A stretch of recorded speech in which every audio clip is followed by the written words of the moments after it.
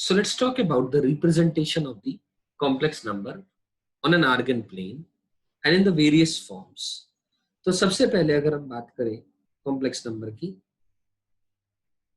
तो सबसे पहले let us talk about the very first form, the algebraic or the Cartesian form. बिल्कुल basic बात कर रहा हूं। ये हम सब लोग जानते हैं कि किसी भी कॉम्प्लेक्स नंबर को z is equals to x plus iota y form में लिखा जाता है, जहां पर x और y दोनों के दोनों रियल नंबर्स हैं। x और y दोनों के दोनों रियल नंबर्स हैं and z is a complex number. z is a complex number.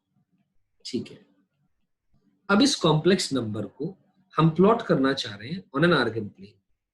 We want to plot this complex number on an Argand plane. तो आर्गन प्लेन, अब ये आर्गन प्लेन क्या है इसके बारे में ऑलरेडी अपन लोग बात कर चुके हैं, लेकिन फिर भी बात कर लेते हैं।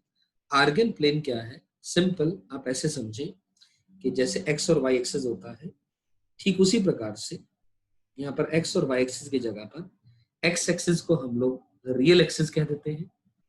ये पॉइंट तो 0 0 पहले भी होता था, ये अभी भी 0 0 है।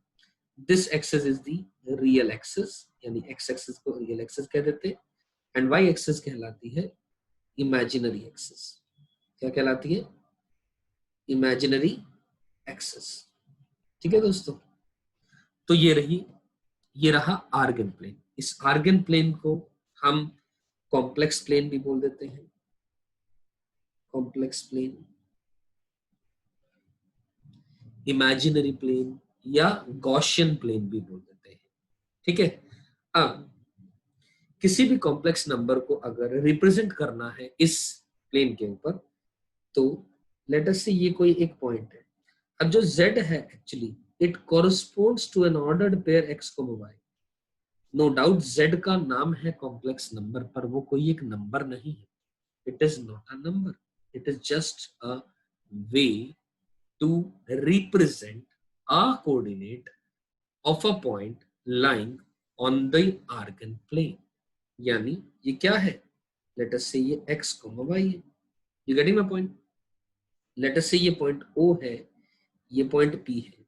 तो एक्चुअली P Z को रिप्रेजेंट करता है, इस Z को जिसकी अपन बात कर रहे हैं। मेरी बात समझ में आ रही है?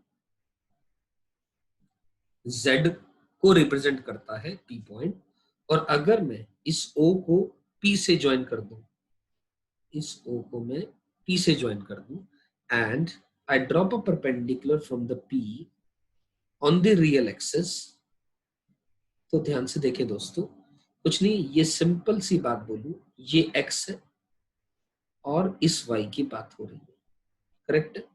और ये जो एंगल है ये थीटा कहलाता है। This theta as we have already have an idea, या इस थीटा को हम लोग आर्ग्यूमेंट कहते हैं। इस थीटा को क्या बोलते हैं? आर्ग्यूमेंट बोलते हैं। किसी भी एक कॉम्प्लेक्स नंबर के लिए आप आगे चल के पढ़ेंगे, दो बातें जरूरी होती है, एक मॉड्यूलस और एक आर्ग्यूमेंट। मॉड्यूलस, अब ये वर्ड बहुत खास है।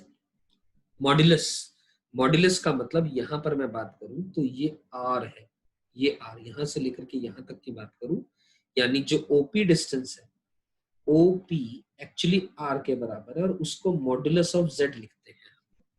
दो पैरेलल लाइंस, इस मॉड्यूलस का जो रियल दुनिया में मॉड्यूलस होता है उससे कोई लेने देना नहीं होता है। ठीक, जैसे मॉड ऑफ -3 वो तो 3 वैल्यू आ जाती है, वो एक अलग चीज होती है, ये मॉड्यूलस अलग फंक्शन है, ये मॉड्यूलस अलग है। ठीक, तो यहां पर अगर मैं बात करूं, जैसा कि अपन लोग जानते हैं z is equal to x plus iota y है, तो जो r की जो वैल्यू होगी, r is going to be modulus z and modulus z is the distance form, distance OP, और डिस्टेंस क्या है? x माइनस 0 का स्क्वायर प्लस y माइनस 0 का स्क्वायर, यानी या सिंपल बोल दूं मैं under the root of x square plus y square. तो r represents the distance. r actually is a real number. r is equal to modulus of z is equal to a real number. मेरी बात समझ में आ रही है? तो r represents, r लिख सकते हो आप, represents the distance the distance of the point P from the origin, from the origin. R ये रिप्रेजेंट करता है। आई एम श्योर मेरी बात समझ में आती है। और सिंपल ट्रिग्नोमेट्री हमें बता रही है, simple trigonometry tan theta can be written as y divided by x। So ये भी आप लिख लें कि जो tan थीटा है उसकी value y divided by x, यानी जो थीटा है यानी जो आर्ग्यूमेंट है उसको आप लिख दें tan inverse of y divided by x, tan inverse of y divided by x। तो ये हुआ सिंपल सी बात, बिल्कुल कोई भी एक कॉम्प्लेक्स नंबर जिसको मैंने अलजेब्रिक या फिर कार्टेशियन फॉर्म में आपको रिप्रेजेंट करके एक आर्गन प्लेन या फिर कॉम्प्लेक्स प्लेन के ऊपर दिखा दिया। यहां तक बात समझ में आती है सभी को? करेक्ट। तो अब हमने मॉडुलस के बारे में भी देखा, आर्ग्यूमेंट के बारे में भी देखा। अगर मैं सिंपल सा एक एग्जांपल लूं, बिल्कुल सिंपल सा एग्जांपल इस बात को समझने के लिए, z is equal to let us say मान लीजिए हमने लिखा कि x प्लस आयोटा y के अंदर में x और y की वैल्यू में कोई ना कोई दे देता हूं मैं, तो it is 1 plus iota under the root of 3 let us say. ठीक, तो इसको अगर मैं रिप्रेजेंट करना चाहूंगा दोस्तों, आई एम श्योर मुझे बताने की इसमें बहुत ज्यादा जरूरत नहीं है। क्या देखिए दोस्तों कि ये रहा आर्गन प्लेन, इस आर्गन प्लेन के ऊपर अगर मैं रिप्रेजेंट करना चाहूंगा तो लेट अस से ये पॉइंट है, ये 1 अंडर द रूट ऑफ 3 है, इसको ज्वाइन करेंगे तो ये वाला O पॉइंट था, ये P पॉइंट है, यहाँ से परपेंडिकुलर ड्रॉप कर सकते हैं, ये एंगल थीटा है, ये वाला एंगल थीटा है। तो बस मतलब यानी OP जो है which is equal to modulus of Z which is equal to under the root of 1 का square plus under the root 3 का स्क्वायर, यानी 3 और 1 4, यानी मॉडुलस Z की जो वैल्यू आएगी वो क्या आ गई है 2 आ गई। ये बात तो समझ में आती है, इसमें कोई भी कंफ्यूजन नहीं। ठीक है, और आप सबकी जानकारी के लिए बता दूं जो tan थीटा है, tan थीटा है ये x कोऑर्डिनेट की बात जैसे सोचते हैं वैसे ये x यानी रियल कोऑर्डिनेट है, ये रियल एक्सिस के ऊपर है ये, और ये वाला जो डिस्टेंस है ये अंडर रूट 3 है।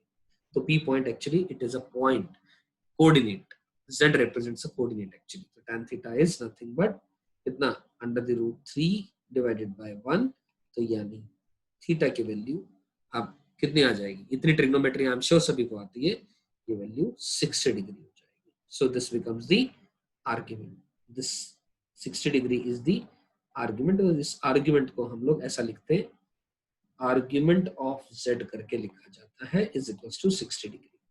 करेक्ट है, this is a standard way we denote the things. यहां तक बातें समझ में आ गई? तो आई एम श्योर अलजेब्रिक या फिर कार्टेशियन कोऑर्डिनेट आपको पूरा का पूरा समझ में आ गया। So let's talk about the another form. The first form was the algebraic या फिर Cartesian form. So let us talk about the second form of representation of the complex number, which is the trigonometric form. Trigonometric form या फिर polar form, इसको एक और नाम कह देते हैं हम लोग पोलर फॉर्म। ठीक है दोस्तों, ट्रिग्नोमेट्रिक या फिर पोलर फॉर्म। अब क्या है यहाँ पर, अब हमने इतना तो देखा z is equal to x plus iota y होता है। ठीक है, तो अगर मैं z is equal to x plus iota y के अंदर में, अब मैं इसको एक मिनट के लिए आप सबके सामने आर्गन प्लेन बनाता हूँ, दोबारा से आर्गन प्लेन बना लेते हैं। ये रहा आर्गन प्लेन बन गया। ठीक है, इस आर्गन प्लेन के ऊपर let me represent a particular point lying on this P, ये रहा, obviously this is representing the coordinate x, y। हमने क्या करा, इसको यहां से ज्वाइन कर दिया, लेट अस से ऐसे, ठीक, और यहां से परपेंडिकुलर ड्रॉप कर दिया इस तरीके से। करेक्ट है दोस्तों, and let us say as we have already discuss this angle is theta. ठीक है, ये हम जानते हैं कि जो O है, OP, O तो ओरिजिन है, OP को मैंने R मान लिया था पहले भी और अब भी मैं मान लेता हूँ, यानी जो OP है it is equals to modulus of Z which is equals to R। Correct है, ऐसा बोल सकते हैं हम लोग। तो दोस्तों आप ये ध्यान से देखें, क्या मैं बोल सकता हूँ इसका अगर मैं कंपोनेंट लूंगा तो क्या ये r cos थीटा है, इस पॉइंट को m ले लेते हैं, और क्या ये r sin थीटा है? कंपोनेंट्स लेना आपने ऑलरेडी सीखा हुआ, ठीक है ना। कहने का मतलब क्या हुआ कि जो x है that is r cos theta and y जो है that is r sin theta, ठीक है। ये बात समझ में आ रही? ये जो है x जो है r cos थीटा है और y जो है r sin थीटा। तो एज अ रिजल्ट देयरफॉर मैं z को लिख सकता हूँ, z इज इक्वल टू, अब x की जगह r cos theta plus iota times r sin theta ऐसा लिख दिया। यानी r कॉमन लिया, अंदर में बना कितना, cos theta plus iota sin theta. यहाँ तो क्लियर हो गई बात, ठीक। तो एज अ रिजल्ट मैं इसको जो cos theta plus iota sin theta है, हम इसको r times of cis of theta भी लिखते हैं। r times of cis of theta, यानी सिस थीटा का मतलब है cos theta plus iota sin theta. मेरी बात समझ में आ रही है? थीटा का मतलब, मैंने ये थीटा कौन है, आर्ग्यूमेंट ऑफ z जो है वो थीटा है, और जो मॉडुलस है वो कैपिटल मॉडुलस z जो है वो r के बराबर है। ये बात समझ में आ रही है? सिस थीटा किसको कहा मैंने, मैं रिपीट कर दे रहा हूँ या लिख दे रहा हूँ दोबारा, जो सिस थीटा है वो एक्चुअली किसके इक्वल होता है, cos theta plus iota sin theta के। सही है दोस्तों, इतनी बात तो समझ में आ जाती है। अब अगर मैं आप सबसे बात करूं, एक और बात करूं मैं यहीं पर ही, कि लेट अस से सिस थीटा रिलेटेड ही कुछ बातें कर लेते हैं कि सिस अल्फा इनटू सिस बीटा, ठीक है ना। सिस अल्फा इनटू सिस बीटा, आप सबकी जानकारी के लिए मैं बता दूं, it is cis of alpha plus beta. ये प्रॉपर्टी है, आप ध्यान रख सकते हैं इसको, ठीक है ना। हमने अभी अभी आपसे करी बात के जो ट्रिग्नोमेट्रिक या फिर पोलर फॉर्म है, वो हमने बेसिकली ट्रिग्नोमेट्रिक की एंगल्स की टर्म्स में, ट्रिग्नोमेट्रिक फॉर्म्स में कंपोनेंट निकाले हमने, और x और y को हमने r sin थीटा और r cos थीटा की फॉर्म में लिख दिया। तो अब हमने सिस थीटा माना किसको, cos theta plus iota sin theta को, ठीक है। तो ये cis of alpha plus beta बन गया, cis alpha into cis beta is cis of alpha plus beta. और ठीक उसी तरीके से जो cis of alpha into cis of minus beta, इसको हम लोग लिखते हैं cis of alpha minus beta. Correct है? आया कैसे, मैं सब बातें भी बता रहा हूं। और इसी तरह 1 cis of alpha, 1 cis of alpha is cis alpha whole की power -1 and which can be written as cis of minus alpha. अब ये तीनों बातें जो मैंने लिखी एक एक करके बात करते हैं। Let us talk about priorly about this part cis alpha into cis beta. अब हम जानते हैं कि जो सिस अल्फा है वो क्या है, cos alpha plus iota sin alpha. Cis beta क्या है, cos beta plus iota sin beta. सही है बात यहाँ तक? अब मल्टीप्लाई करेंगे आप जैसे, तो क्या बनेगा, cos alpha into cos of beta plus iota times cos alpha into sine beta plus iota times sine alpha into cos beta, और आयोटा स्क्वायर आ जाएगा -1 माइनस का sine alpha into sine of beta, ये आ जाएगी। सही है? तो कहने का मतलब अगर हम इन दोनों पार्ट्स को देखें, इसको और इसको, तो ये बन जाएगा cos alpha cos beta minus sine alpha sine beta is cos of alpha plus beta. तो ये बना cos of alpha plus beta plus iota times of, कितना बन जाएगा ये भी, ये बात समझ में आ रही है कि नहीं आ रही है मेरी, cos alpha sine beta plus sine alpha cos beta, iota common लेंगे तो यानी जो कि बनेगा sine of alpha plus beta which can be written as cis of alpha plus beta. So I'm sure this result is quite understood by all of you.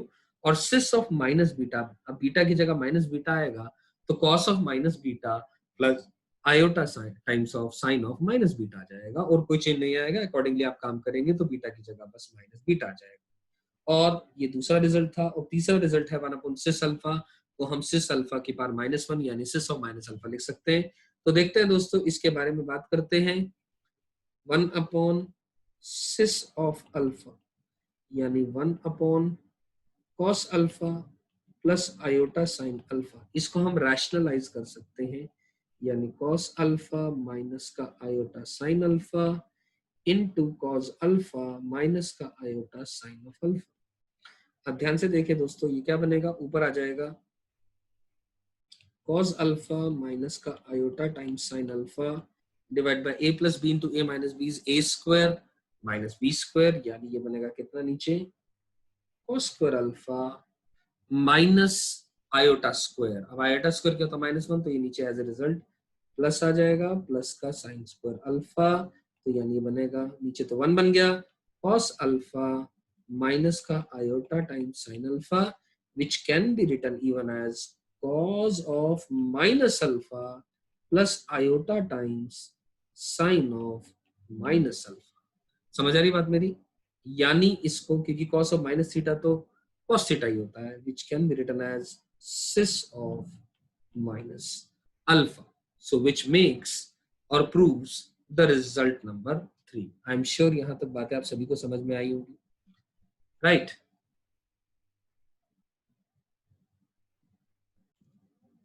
So let's attempt one question based on it.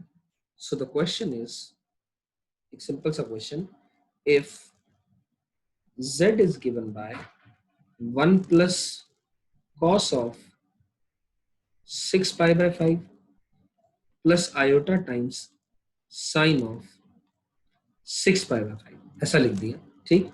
तो we got to find modulus of z and argument of z। ठीक है, बिल्कुल simple सा question, जो हमने अभी अभी बातें पढ़ी उसके बेस पे ही ये सिंपल सा क्वेश्चन, ठीक है। तो ध्यान से देखिए दोस्तों, अब मैं यहाँ लिखना शुरू करूंगा अगर मैं इस क्वेश्चन का आंसर या सॉल्यूशन इसका। अब किसी भी कॉम्प्लेक्स नंबर की बात करते हैं वो तो हमें z is equal to x plus iota y यानी x प्लस आयोटा वाई की फॉर्म में लिखना होता है, ठीक है ना। यहाँ ये तो समझ में आ रहा है, लेकिन ये ना दो वैल्यूज आ रही है, मतलब cos theta plus iota sine theta की फॉर्म में अगर मैं बात करूँ, हमें तो cos theta plus iota sine theta का पता है, उसको सिस थीटा लिख देते हैं हम लोग, लेकिन यहाँ पर इसको चेंज करना पड़ेगा, 1 प्लस समथिंग है, अब इसको cos ऑफ समथिंग में चेंज करना पड़ेगा।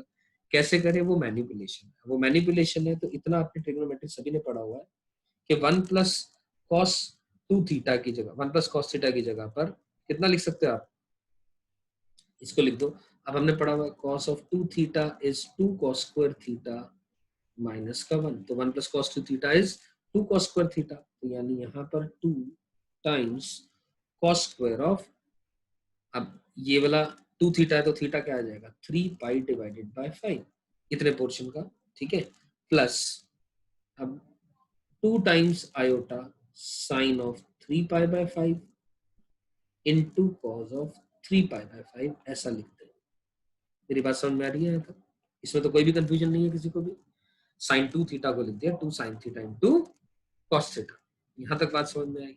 तो अब हमने क्या किया, इस z को लिखा इज इक्वल्स टू, जो कॉमन आया आप कॉमन ले लें, यानी 2 कॉस ऑफ 3 पाई बाय 5 आपके पास कॉमन आएगा, अंदर क्या बचेगा cos of 3 pi by 5 plus iota times sine of 3 pi by 5। ये बात समझ में आ रही है मेरी?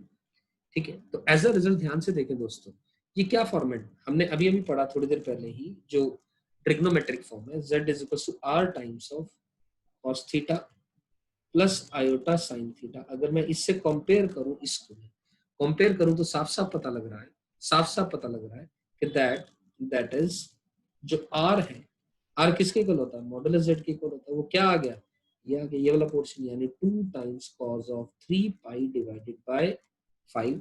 ये बात समझ आई? एंड इसी तरह आर्ग्यूमेंट, आर्ग्यूमेंट ऑफ z वो क्या आएगा, अरे भाई ये cos theta plus iota sine theta है, तो थीटा की वैल्यू लिखी है, अब थीटा कितना आ गया, अब थीटा आ चुका है अपने पास 3 पाई बाय 5। मेरी बात समझ में आ रही है? इसको लिख सकते हैं आप लोग 3 पाई डिवाइडेड बाय 5, वो आगे चल के पढ़ेंगे हम लोग कि आर्ग्यूमेंट के अंदर में हम लोग, या हमें अगर ये पता है प्रिंसिपल आर्ग्यूमेंट वाली बातें मालूम है, तो प्रिंसिपल आर्ग्यूमेंट लिखने के लिए, क्योंकि जो प्रिंसिपल आर्ग्यूमेंट होता है, प्रिंसिपल आर्ग्यूमेंट होता है उसकी जो रेंज होती है क्या होती है, माइनस का पाई ओपन से लेकर के पाई क्लोज होती है। मेरी बात समझ में आ रही है? तो अगर हम उस डायरेक्शन में भी थोड़ा डालना चाहें तो वहां पर भी हम चल सकते हैं, क्योंकि जो 3π/5 है, 3π/5 क्या है बेसिकली? पाई माइनस का 2π/5 है ना। पाई में से कुछ घट रहा है तो इसको प्रिंसिपल आर्ग्यूमेंट आप ले लें, कोई इश्यूज नहीं है इसके अंदर में। ठीक है बात यहां तक?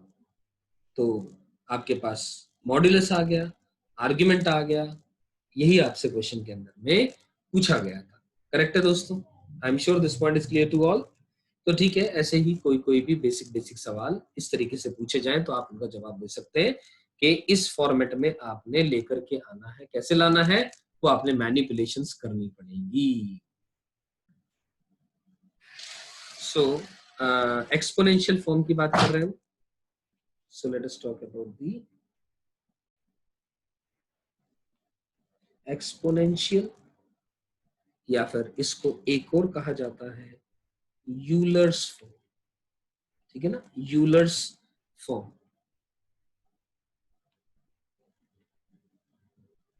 जैसे जैसे हमने ऊपर ट्रिग्नोमेट्रिक फॉर्म कहा था ना, तो उसको पोलर फॉर्म भी कह देते हैं हम लोग। हमने लिखा होगा शायद यहाँ पर ट्रिग्नोमेट्रिक या फिर पोलर फॉर्म। पोलर फॉर्म में ना, मैं बताना यहाँ पे ध्यान नहीं रहा मेरे, अगर मैं पी पॉइंट का कोऑर्डिनेट को रिप्रेजेंट करना चाह रहा हूँ तो मैं आर कोमा थीटा भी लिख दूंगा, तो इसका मतलब ये इसका कोऑर्डिनेट हुआ एक तरीके से। ठीक है ना, आर का मतलब है यही आर जो यहाँ पर लिखा है, और थीटा का मतलब यही थीटा जो लिखा है। तो अगर ये भी लिखा हो तो इसका मतलब है ये पोलर कोऑर्डिनेट लिखा गया है किसी पॉइंट का line on the complex plane. ये मैं बताना चाह रहा हूँ। ठीक है, चलिए आइए दोस्तों फिर आगे बात करते हैं एक्सपोनेंशियल या फिर यूलर फॉर्म के अंदर में। अभी अभी हमने देखा z को, किसी भी कॉम्प्लेक्स नंबर को r into cos theta plus iota times of sine theta की फॉर्म में लिखा जाता है। ठीक है, तो आप सबकी जानकारी के लिए बता दूं, इस पोर्शन को cos theta plus iota sine theta को हम लोग e पार आयोटा थीटा से रिप्रेजेंट कर देते हैं। e par iota theta is cos theta plus iota sine theta, हम ऐसा लिख देते हैं। तो यानी कहने का मतलब है जो z हो गया वो r इंटू ई पार आयोटा थीटा लिखा जा सकता है। z जो है r इंटू ई पार आयोटा थीटा लिखा जा सकता है, और इसको क्या कहा जाता है? This is called as the exponential form. This is the exponential or Euler's form. This is the exponential or Euler's form. मेरी बात समझ में आ रही है? z is equal to r into e power iota theta को exponential या फिर यूलर फॉर्म कहा जाता है। इससे ज्यादा इसके अंदर में कुछ भी नहीं है। This is only a way to write down the things. जैसे कि अगर मैं इसी के ऊपर और एक्स्ट्रा कुछ बात करूं अगर आप सबसे, तो ई पार आयोटा इंटू माइनस थीटा की बात करूं, इसी की रिलेटेड प्रॉपर्टीज की, तो वो क्या बन जाएगा? आप देख पा रहे हैं cause of minus theta plus iota times of sine of minus theta, which is nothing but cause of minus theta को कॉस थीटा लिख सकते हैं, माइनस का आयोटा साइन थीटा। सही है बात यहाँ तक? ठीक है, ये बात भी क्लियर है। और अगर मैं आप सबसे इसका मॉड्यूलस पूछूं ई पार आयोटा थीटा का या ई पार आयोटा माइनस थीटा का, तो बेसिकली वो क्या होगा दोस्तों? Under the root of cos square theta plus sin square theta, which will obviously be always 1, क्योंकि e पार आयोटा थीटा क्या है? एक कॉम्प्लेक्स नंबर है। नजर आ रही है बात यहाँ पर? थीटा का मतलब है ये आर्ग्यूमेंट है, यानी थीटा को ये रियल वैल्यू है। क्लियर है बात यहाँ तक? इसमें कोई भी कंफ्यूजन हो तो बोले। नहीं? चलिए, तो ठीक है, आगे बात करते हैं और इसमें कुछ और ऐड ऑन करते हैं चीजों को जो हमने पढ़ा है। अब एक और काम लिख सकते हैं हम लोग, जैसा कि मैंने दोनों बातें करी है, ई पार आयोटा थीटा की भी बात करी, ई पार आयोटा माइनस थीटा की भी बात करी, तो मैं इसको ऐसा भी लिख सकता हूँ, थीटा की जगह ई पार आयोटा एक्स भी लिख सकता हूँ। तो वो बेसिकली क्या हो जाएगा? Cause of x plus iota sine x हो जाएगा, एक ही बात है। और ई पार माइनस का आयोटा एक्स लिखूंगा तो वो कॉज ऑफ एक्स माइनस का आयोटा साइन एक्स हो जाएगा। सही है दोस्तों? तो मैं क्या कहना चाह रहा हूं, अगर इन दोनों को, ये दोनों को, इसको let us name it as 1 and let us name it as 2, इन दोनों को ऐड एंड सब्ट्रैक्ट करेंगे तो हमारे पास क्या क्या वैल्यू आएंगी देखते चलें।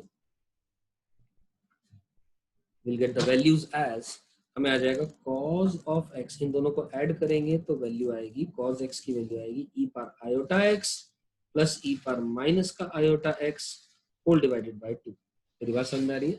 cos x की वैल्यू आएगी e power iota x plus e power minus iota x whole divided by 2 आ जाएगी, दोनों को जैसे आपने ऐड किया। और ठीक इसी तरीके से आप अगर इन दोनों को सब्ट्रैक्ट करेंगे एंड, तो साइन x की जो वैल्यू है वो क्या आएगी दोस्तों, वो आएगी e power iota x minus e power minus iota x divided by 2। ठीक है ना, क्योंकि 1 में से अगर आप 2 को माइनस कर देंगे तो cos x कट जाएगा, साइन x की वैल्यू आ जाएगी in terms of e power iota x and e power minus iota x। Correct है? यहां तक आई एम श्योर सभी को समझ में आ रही होगी बात ये। तो ठीक है, तो वे टू रिप्रेजेंट हमें चीजें समझ में आ जाती हैं, यहाँ तक सारी बातें अपने को आई एम श्योर सबको